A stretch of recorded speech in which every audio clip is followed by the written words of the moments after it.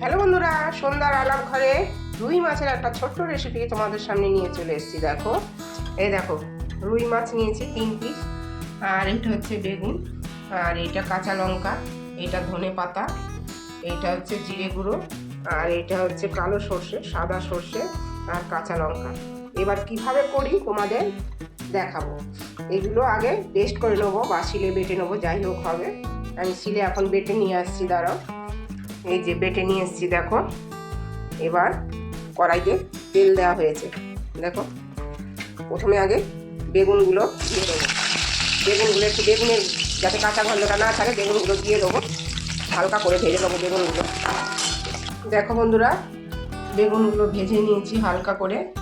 এবার মাছটা তেলে দিয়ে দেবো। দেখো, মাছটা কড়াইতে দিয়ে দেবো।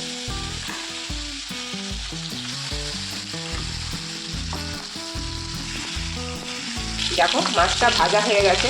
এই মাছটা আর আলাদা করে তুলবো না। আর এই যে সর্ষে বাটার মধ্যে একটু হলুদ, একটু জিরে গুঁড়োটা দেখিয়েছি, দিয়ে দিলাম, একটু লবণ দিয়েছি। এর মধ্যে একটুখানি জল দেবো। এই দেখো বন্ধুরা, জল দিচ্ছি। জল দিয়ে এই যে মাছের মধ্যেই ঢেলে দেবো। দেখো, মাছের মধ্যেই ঢেলে দিলাম, আলাদা করে আর কিছু করলাম না। একদম অল্প সময় লাগে বন্ধুরা, আর খেতেও তেমনি সুস্বাদু। আর দেখো, বেগুনগুলো তারপরে দিয়ে দিলাম। এই যে বেগুনগুলো দিয়ে দিলাম, ব্যাস, আর কোনো কিচ্ছু না বন্ধুরা। এই যে এবার ধনে পাতা আর কাঁচা লঙ্কাটা দিয়ে দেবো। যদি কারো ঝাল না লাগে তাহলে এটা ডলে খাবে।